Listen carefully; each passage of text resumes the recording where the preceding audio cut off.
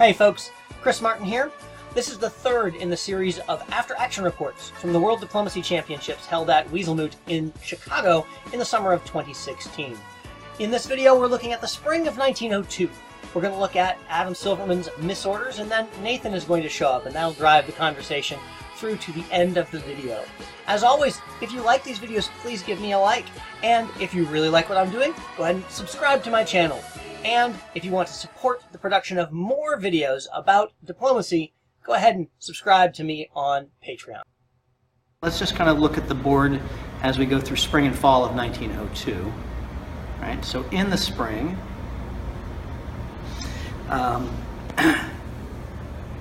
misorder from England. What did I do this time? You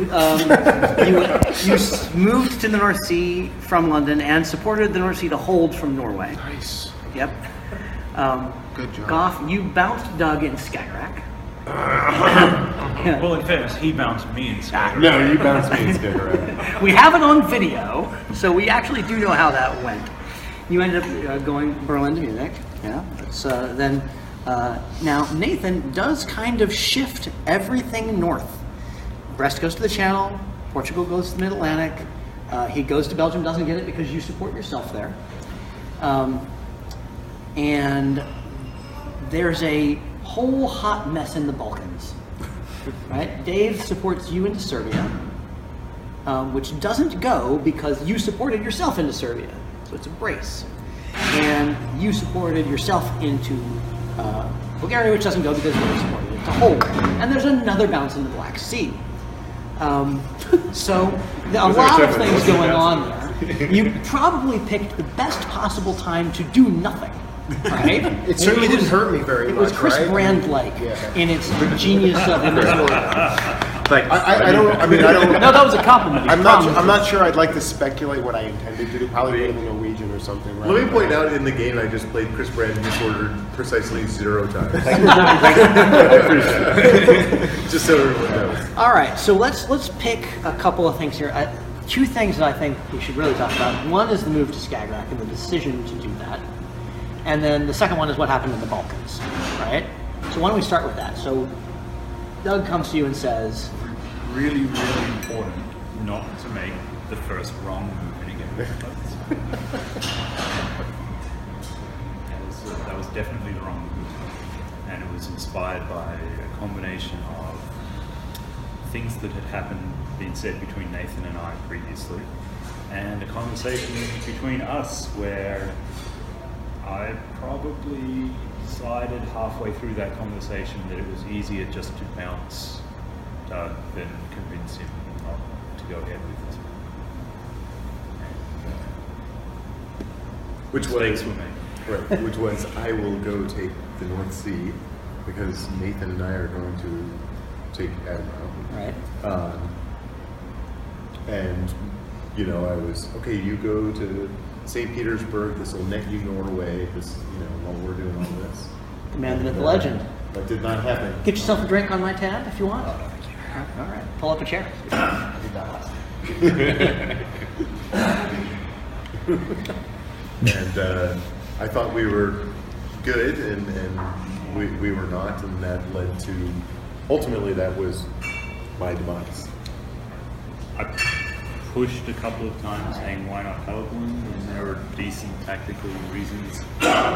It was somewhere in that conversation I thought, well, no matter what I say, Doug is going to Skagerrak. And given that, do I trust his motivation in taking them? And given that, should I go to St. Petersburg and annoy? Well, then you're gonna go and take Norway then, right? And that's gonna push the game's tempo up, right? Which was what I was actually angling to do by going and grabbing Belgium, trying to push on the North Sea, getting him to push on Norway is to try and get the tempo going. Yeah. But you see, I think in hindsight, I would have played that differently. But even in that, you're taking Belgium, which seems to be anti-French, not anti-English. I gave it back to him though. I didn't know that. So here you are, you're proposing... What wasn't back, right? Nobody owned it. No, I took it, and it was neutral. It was neutral. So, I gave it. so one half of what you're saying is that you're being anti-French, and another part is being anti-English, and I'm thinking... And the moves look anti-Russian. Just as easy to be anti-Russian.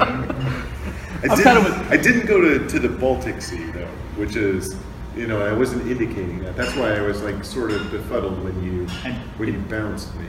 It speaks to my state of mind, though, that I thought about not bouncing you because I thought maybe he's actually going to the Baltic Sea, in which case I'll be floating in Skagerrak. It was a mistake by me. I absolutely. Yeah.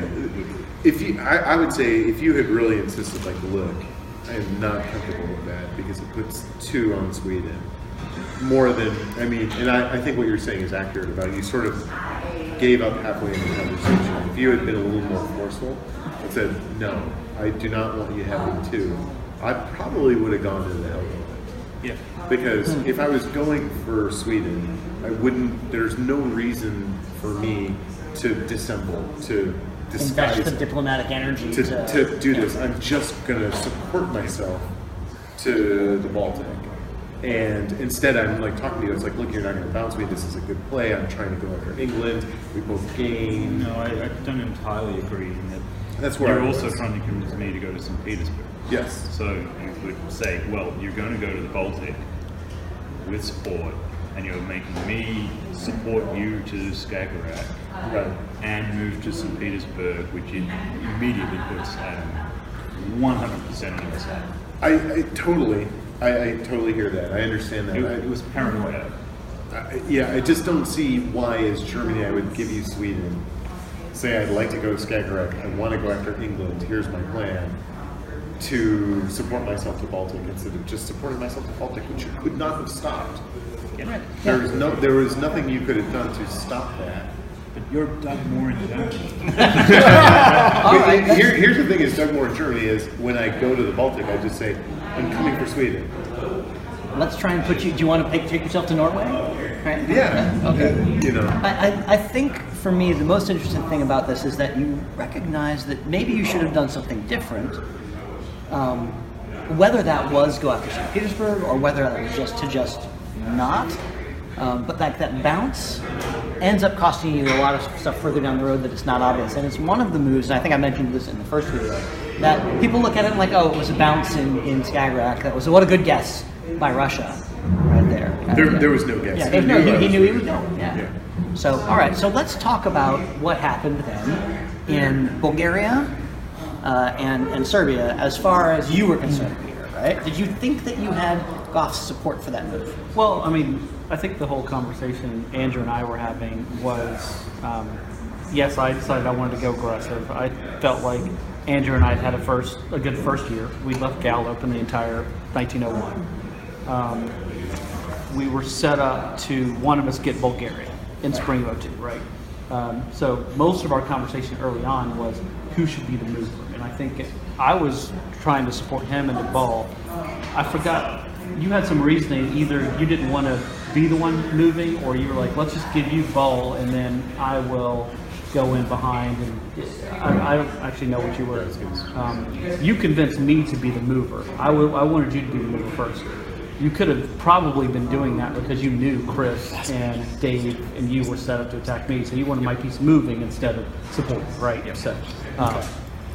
So you were not going to put Peter into Bulgaria from go there. That was your. I was going to Oh, Chris. I have no idea. This is a long time ago. I remember I was focused on Austria more than anything. I was absolutely neutral to working with or against Turkey or Austria. Okay. But I'd had some very good early negotiations with Chris, I thought, that's right. Where I'd sort of said, well, which way do you want to go first? I'll go along with that. And you said Austria, and then you moved to Trieste, which you're being an obvious ally for me at this point. And it was nothing you said or Dave said. It was just the stack is on here. This is very safe for me. Right. because I can gain Budapest and maybe Vienna for absolutely no risk or investment of my energy. Right. Were you worried when he built Army Warsaw, Army Moscow?